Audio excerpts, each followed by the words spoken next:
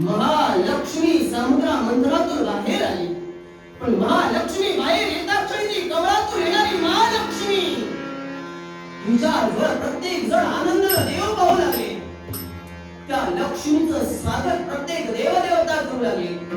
महालक्ष्मीचा स्वीकार कुणी करावा प्रत्येकाच्या मनातील प्रश्न. पण महालक्ष्मी जर मात्र दुर्लक्ष केला गेला. महाविष्णूंनी ठरविलं या लक्ष्मीचा स्वीकार आपण करावा, पण त्याची लक्ष्मीच्या मुखातील शब्द जोपर्यंत माझी ज्येष्ठ भगिनी अलक्ष्मी यांचा स्वीकार जोपर्यंत कोणी करत नाही तोपर्यंत मी कुणाशी विवाह करणार नाही. पुन्हा एकदा देव विचारी बनले. जर का महाविष्णू आणि महालक्ष्मी यांचा विवाह झाला पाहिजे असेल तर अलक्ष्मीचा विवाह होणं गरजेचं आहे. त्याच वेळी प्रत्येकाला समजावं लागले, पण कुणी ऐकलं का? ही अलक्ष्मी कुरूप होय, आणि या कुरूप अलक्ष्मी जवळ कुणी स्वतःची बायको या नात्यानं पाहू नये. माझा घोर अपमान.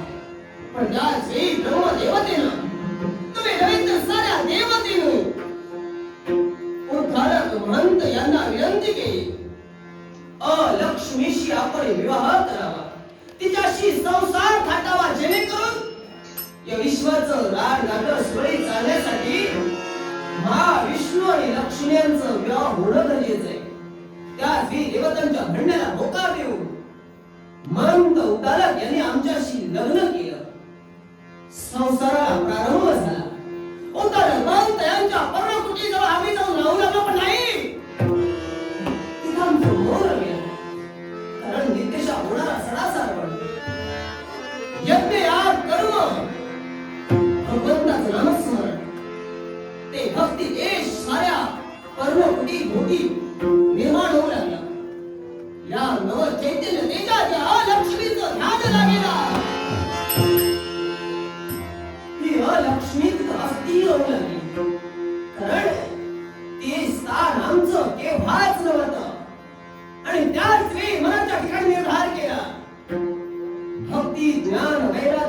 ठाई असेल तिथं आमचं स्थान नाही.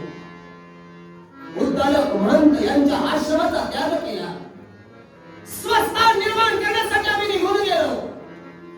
जिथं स्वच्छता वावरू लागली त्या ठिकाणी लक्ष्मी वावरू लागली.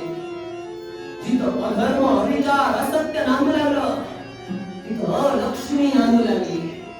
जिथं रक्तपात होतोय तिथं लक्ष्मी नांदते. पण देवतांनी केलेला अपमान अद्यापही विसरले नाही. कारण माझ्या मागावर आलेली ती लक्ष्मी या दैवी तत्वा श्रेष्ठ साथ देऊन या लक्ष्मीवर दुर्लक्ष केला.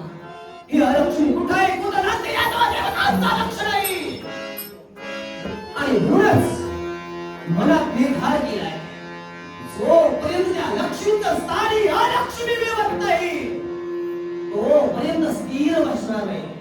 आणि म्हणूनच हे स्वतःचं साम्राज्य निर्माण केले. ही दुर्गंधी म्हणजे या लक्ष्मी, हे असत्य हा धर्म म्हणजे ही लक्ष्मी होय. हिंसा जिथं जिथं आहे तिथं तिथं हा लक्ष्मी, हा लक्ष्मी. आमचा निषेध कुणाचा? या लक्ष्मीचा.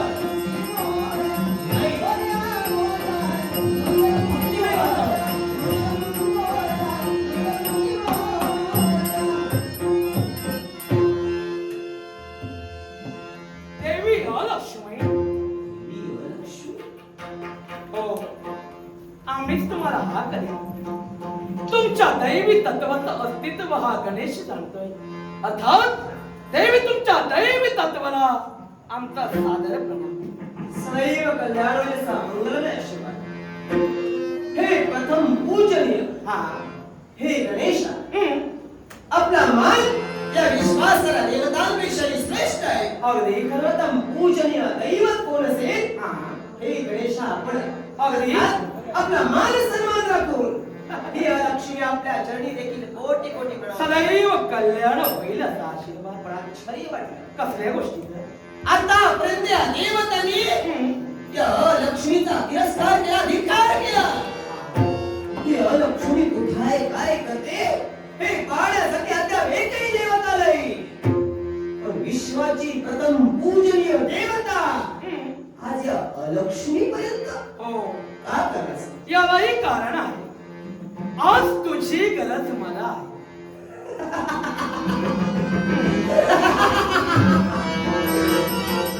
लक्ष्मीची गरज प्रथम पूजनीय गणेशाला आश्चर्य वाटू लागलं.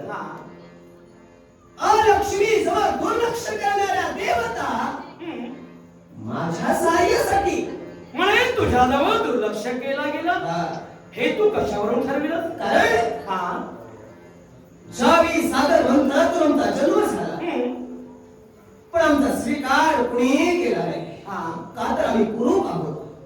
का तर आम्ही आमच्या अवती भोवती असत्य विचार भासू लागले. दैवी तत्व असून सुद्धा प्रत्येकानं आमचा तिरस्कार केला. पण आमच्या मागावर येणारी ती आमची कनिष्ठ भगिनी म्हणजे लक्ष्मी. आणि हिच्या स्वागतासाठी सारा देवदेवता हाती पुष्प घेऊन उपस्थित राहिले. त्या लक्ष्मीचं यथेच स्वागत केलं. नव्हे तर दैवी तत्वा श्रेष्ठ स्थान त्या लक्ष्मीला दिलं. आणि हा लक्ष्मीला दुर्लक्षित केलं. हा माझा अपराध होय. हा देवतांनी केलेला माझा अपराध होय. हे लक्ष्मी, तुझ्या बोलण्याचा अर्थ मी जाणू शकतोय. तुझ्या मनाचा भावार्थ मी जाणू शकतोय. म्हणे देवतांना तुला दुर्लक्षित केलं. नक्कीच असं तुझं म्हणणं असेल. पण हा तुझा निव्वळ गैरसमज. म्हणजे कारण या विश्वात जो जो जन्माला आला त्या प्रत्येकाला महत्व ठेवलेलंच आहे. अगं होय, वास्तव्य करणारा पाषाण म्हणजे दगड. त्या दगडाला जिथं महत्व आहे तिथं तुला महत्व नाही असं तू म्हणालीस. अगं हा तुला गैरसमज. मला सांग, तुझ्या जीवनात तुला मेधा मर्यादा आपण दिला गेल्या. नक्कीच त्या कुणी दिल्या बरं? देवतांनीच. देवतांनीच दिल्या. होय. का म्हणून? कारण ज्यावेळी उद्धालक महंतांचा आश्रम आम्ही सोडिला. का तर तिथं आमचं मन लागेल, मन आमचं स्थिर होऊ लागलं. कारण तिथं भक्ती ज्ञान वैराग्य सतेज वाहू लागलं. ते तेज लक्ष्मीला सवयला आणि म्हणून आम्ही त्याग केला. पण त्याच वेळी देव देवतांनी आम्हाला मर्यादा घालून दिल्या. का तर ज्या ठिकाणी भक्ती ज्ञान वैराग्य आहे तिथं तू राहू शकत नाही. तर जिथं अधर्म अविचार असत्य आणला जातोय, जिथं हिंसेला पाडवं दिलं जातंय, जिथं रक्तपात होतोय, तिथं प्रामुख्यानं तुझं स्थान. पण देवाला मान्य नाही. कर्माला देवता पूजनीय प्रथम स्थान होय. स्वतःचं अस्तित्व निर्माण व्हावं, ते सुद्धा देवतांप्रमाणेच होय. अस्तित्व तुझं देवतांप्रमाणेच आहे. हो, पण अलक्ष्मी, अगं तुझ्या आचार विचारात तुला ते अस्तित्व कळालंच नाही असं मला तर वाटतं. कारण आहे, कारण तुला देव देवतांची भक्ती प्रत्येक भक्त करतोय. पण लक्ष्मीची भक्ती या विश्वात कोणी करत नाहीये. स्वतःचं स्थान या विश्वात मी निर्माण करते, ती देवतांनी दिलेल्या अटीप्रमाणे करते. अलक्ष्मी, तू जीवनी कुणी भक्ती करत नाही असं तू म्हणतेस. पण मी तर म्हणतोय या विश्वाच्या ठाई तुझी भक्ती चालूच आहे. मला सांग, तुला प्रिय काय ग? अधर्म, असत्य, अविचार, हिंसा, होय ना? रक्तपात. मग हे जे करताय तेच म्हणजे तुझी भक्ती होय. नकोय.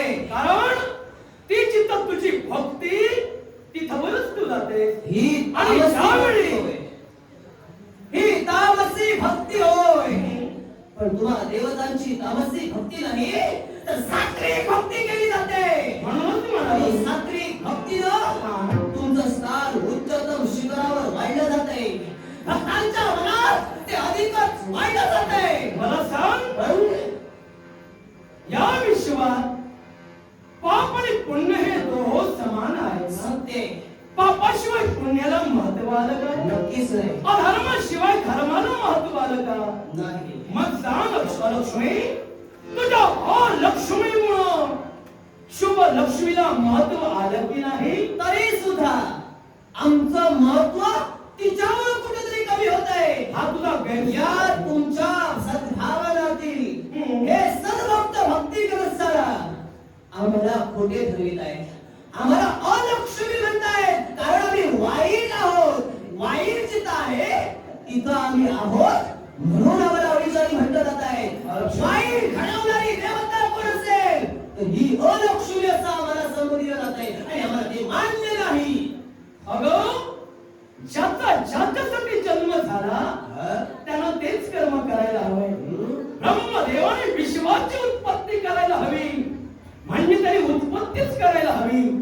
संहार करण्याचा अधिकार त्यांना पटत नाही. वैकुंठीच्या नारायण या विश्वाचं पालन करावं, म्हणजे वैकुंठीचा नारायण विश्वात कुणाला जन्म देऊ शकत नाही. अर्थात शंभू महादेव या विश्वात संहाराचं कर्तव्य करावं, मग त्यांना जन्म देण्याचा अधिकार सुद्धा नाही. मग असं असताना प्रत्येकाचं महत्व प्रत्येकाच्या कर्तव्यानुसार श्रेष्ठ ठरलं. मग तुझंही महत्व तुझ्या कर्तव्यानुसार श्रेष्ठ ठरलं, ते तुला कळत कसं नाही? कळतंय तरी सुद्धा आम्हाला अधर्मी म्हटलं जात आहे. मी एक देवतातील घटक आहे ना, मग देवतातील घटक असून आमची भक्ती होत नाही का? आमचं मंदिर नाही का? आमची पूजा अर्चा होत नाही. जिथं मनुष्य प्राणी अधर्माची कास करत असताना सुद्धा म्हणतोय हे अलक्ष्मी, अगं तू दारिद्र्य आहेस. अगं तुझ्यामुळे आमच्या जीवनाने दारिद्र्याचा विश्व पसरलाय. तुझ्यामुळं आम्हाला हे भिकेचे डोहाळे सुचताय. अगं तुझ्यामुळं आम्ही अधर्माच्या मार्गाने जातोय. अगं तुझ्यामुळं ही लक्ष्मी आमच्या जीवनात स्थिर नाही. लक्ष्मी जर का आली असेल तर ती आमच्या जवळ टिकत नाही, कारण तू आमच्या गृही तू राहतेस. हे अपशब्द या लक्ष्मीला नाही स्थिर बसले. म्हणे अपशब्द तुला वाटतंय? अगं, हे तुझे शब्द म्हणजे तुझी भक्ती होय. ते षडरिपुत्र त्याच्यावर प्रत्येकानं मात करून भगवंत नामाची दिशा घेतल्यानंतर हा? तिथवर तुला वास्तव्य नाही ही तुझी मेधा मर्यादा झाली. भक्ती ज्ञान आणि वैराग्य चित्त वावरत आहे. चित्त सद्गती सद्भावना सद्वेग बुद्धीनं प्रत्येकाचा आचरण जिथवर होत आहे तिथं तुला अस्तित्व केव्हाच नाही हे तू आता मान्य करते. मग सांग, हे ज्यावेळी तुला दिलं गेलं तेव्हा का मान्य केलंस? कारण होतं स्वतःच अस्तित्व निर्माण होईल ही नेत्रासमोर अपेक्षा होती. देवतांच्या शब्दावर विश्वास आम्ही ठेवला, पण त्या देवतांनी आमच्या बाबतीत केलेले कपट होय. माझी कनिष्ठ भगिनी हिला देवता श्रेष्ठ स्थान दिलं. एवढंच नव्हे तर ज्या ठिकाणी प्रथम स्थान आम्हाला दिलं तिथं सुद्धा भक्ती ज्ञान वैराग्य नांदू लागल्यामुळं आम्ही उतार बोलतो यांच्याशी संसार सुद्धा काटू शकलो नाही सुखाची स्वप्न पाहू शकलो. आणि हे अधर्म विचार देवतांनी आमच्या बाबतीत घडले. आणि गणेशा तूच म्हणालास जिथं षड विकार आहे तिथं जर का त्या षड विकारांवर उद्रेक झाला असेल तर त्याच वेळी अलक्ष्मी तिथं आपली कृपा दर्शविते. पण षड रिपूंवर मात करण्याचा एकमेव मार्ग म्हणजे भक्ती मार्ग. अर्थात हा मनुष्य प्राणी पापाचरण सुद्धा जीवनात केल्यानंतर हजारो जरी पाप घडली असती आणि एक जरी पुण्य केलं असेल तरी त्याला पुण्यात्मा म्हटला जातो. मग हे स्थान का माझ्यापासून हिरावून घेतलं जातंय? लक्ष्मी तुला बोलणं असतंय, पण या सगळ्याचा भावार्थ मी जे काही तुला सांगितलं समजतोय, तुझ्या लक्षात आलाच नाही. समजतोय. तुझ्या लक्षात आलं असता तर तुझं अस्तित्व सुद्धा तुला मी पटवून दिलंय. कारण जिथं अधर्म त्या अत्याचार जिथं होतोय जिथं रक्तपात होतोय ते तुझं अस्तित्व ती तुझी भक्ती या विश्वात प्रत्येकाच्या गृही होत असेल तर तिथं तू नांदावं ही तुझी कृपा झाली. आता जिथं भक्ती ज्ञान वैराग्य जिथं प्रत्येक प्राण आपल्या जीवनात उत्कर्षासाठी भक्ती करू लागला तिथं तुला थारा नाही ही तुझी मर्यादा झाली. त्या मर्यादेचा स्वीकार तू आधी केलीस आणि आता अस्तित्व वेगळं काय मांडलं आहे. म्हणूनच ज्या ज्या षडरिपूंवर मात करण्यासाठी भक्ती तत्व प्रोत्साहित होत आहे त्या ठिकाणी माझं अस्तित्व नष्ट होते. ते अस्तित्व माझं कायम स्वरूपी टिकून ठेवण्यासाठी आतापर्यंत घडत आले. त्या षडरिपूंचा उद्रेक व्हावा ही सद्भावना मनाच्या ठिकाणी आहे. कारण पाप पुण्याची गणना जर का केली असेल पुण्य अधिक मानलं जाते आणि पाप कमी अर्थानं गणलं जाते. मग तो समतोल ठेवण्यासाठी होय अलक्ष्मी झटणार आहे तर माझं अस्तित्व देवतांप्रमाणे गणलं जाणार आहे. तुझ्या लक्षात आता आलं ते. म्हणजे पाप झाल्याशिवाय तुला किंमत नाही आणि त्या पापातून उतराई झाल्याशिवाय लक्ष्मीला किंमत नाही. म्हणून तुम्ही म्हटलंय जिथं अधर्म तिथं तुझी जागा आहे. मग यात वावगं काही नव्हतं. आता तुझी जागा तुला कळाली. मग अर्थात तोच अधर्म जर का तुला हवा असेल मी तुला सांगेन तेव्हा यावेळी देवतांना तुझी गरज आहे. या विश्वावरील द्वार हलका व्हायला हवाय. तेव्हा माझ्या समोर केव्हाही नाही. कारण ज्याच्या वेळी मला वाटलं देवतांनी मला सहाय्य करावं त्यावेळी माझ्या सहाय्यासाठी न येता माझा अस्तित्व कुठंतरी लोप पाहावं यासाठी दैवी तत्वानं विचार केला नाही. आणि म्हणूनच या सत्य युगाच्या ठाई 18 विश्व पुण्य आणि 2 विश्व फक्त पाप आहे. पण ते मला मान्य नाही. ते मला मान्य नाही. हा समतोल देवतांनी माझ्या बाबतीत न राखता ते समतोल राखण्यासाठी असताचं अस्तित्व निर्माण करण्यासाठी हे अधर्म विचार यापेक्षा वाढणं गरजेचं आहे. एकच लक्षात ठेव, जी ज्याची मर्यादा ज्याला आखून दिली त्या मर्यादेचं उल्लंघन या जगात कोणी करू शकत नाही. ज्याच्या आयुष्याची मर्यादा जिथं ठरली ती आयुष्याची मर्यादा कोणाची वाढू शकत नाही. जिथं ज्याचं अस्तित्व स्थिर ठेवलं तिथं ते स्थिरच राहणार. कारण सांप्रत्य युग चालू आहे हे कृत युग आणि या युगाच्या ठाई 2 विश्व पाप एवढीच तुझी गणना होणार. अर्थात तुझेच नव्हे तर कलो प्रिय देवता म्हणजे कलिदेव याला सुद्धा मर्यादा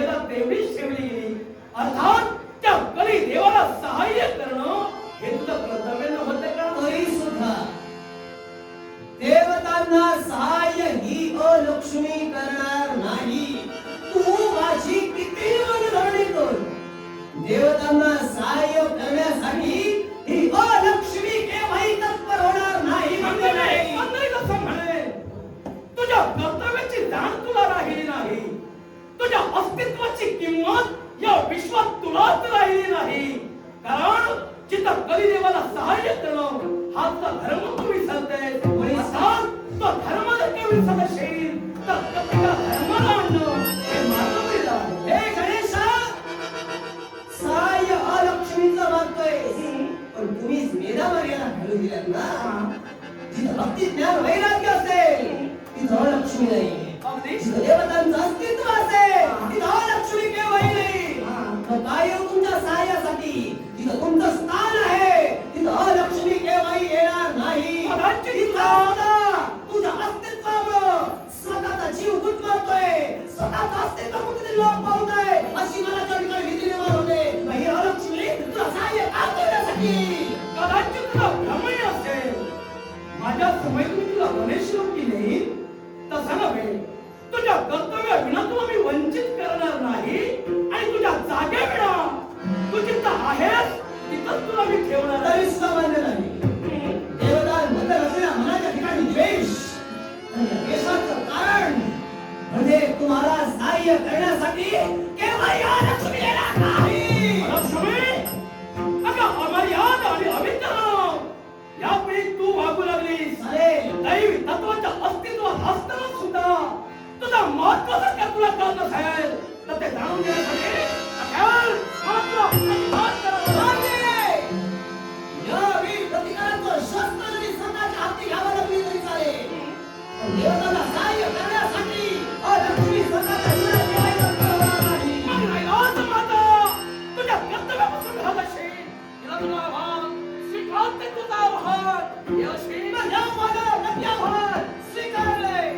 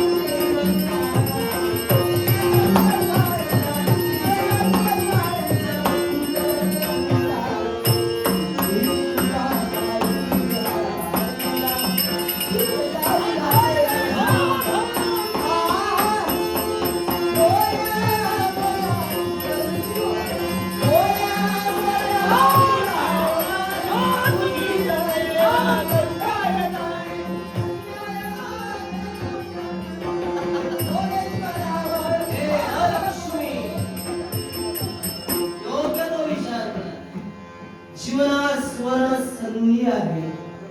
जे स्थान तुला हवंय ते स्थान मागण्याची हीच ती योग्य वेळ, हीच ती योग्य वेळ. थांब गणेशा. का थांबलीस? प्रतिकाराचं शस्त्र हाती घेतलं, हा. आपल्याला विरोध दर्शविला, मग पण संघर्ष थांबविला याच्या त्याला कारण? आतापर्यंत ही अलक्ष्मी झटली स्वतःच्या अस्तित्वासाठी. हा हे दारिद्र्य, हे दुःख या विश्वानं आम्हाला घडलं. हे गणेशा, जर का वचनाच्या वाणीनं आपण मला सांगत असाल, काय ते? माझी असेल ती इच्छा जर का पूर्ण होत असेल, हा. तरच ही अलक्ष्मी तुम्हा देवतांना सहाय्यभूत राहील. गोड शब्द मुखातून निघावे पण असा ते इच्छा मी पूर्ण करेन असं तुला वचन द्यायला हवंय. मग तू माझी विनंती मान्य करशील. हा. अर्थात तुझ्या विचारांचा विचार मी परिपूर्ण केलाय. दिला तुला वचन. तुझ्या ह्यात इच्छा मी पूर्ण करेन. पूर्ण करेन, पूर्ण करेन. लक्ष्मी धन्य झाली. हे गणेशा, काय? इच्छा एकच आहे. हा. आतापर्यंत स्वतःचं अस्तित्व निर्माण करण्यासाठी अलक्ष्मी झटलीये. हा. आणि अलक्ष्मीला स्थान हवंय. ते स्थान कुठं माहितीये? कुठं? आज श्रेष्ठ असून देखील मला तुच्छ लेखलं गेलं. पण ती माझी कनिष्ठ बहीण म्हणजे लक्ष्मी हा. आज माझं स्वतःचं अस्तित्व या भक्ती तत्वामध्ये निर्माण करते. त्या लक्ष्मीच्या स्थानी या अलक्ष्मीला एक ना एक दिवस तरी विराजमान होण्याची इच्छा होती. आणि ती इच्छा हे गणेशा तू पूर्ण करावी. मग ऐक, दिलेल्या वचनानुसार एक ना एक दिवस, फक्त एक वेळ लक्ष्मीच्या जागी मी तुला बसवेल. असं माझं तुला वचन आहे. समाधान. पूर्ण करेन. नाटक कहो. बादशाह गोबी मंचुरियन यांनी कलेचा आदर करण्यासाठी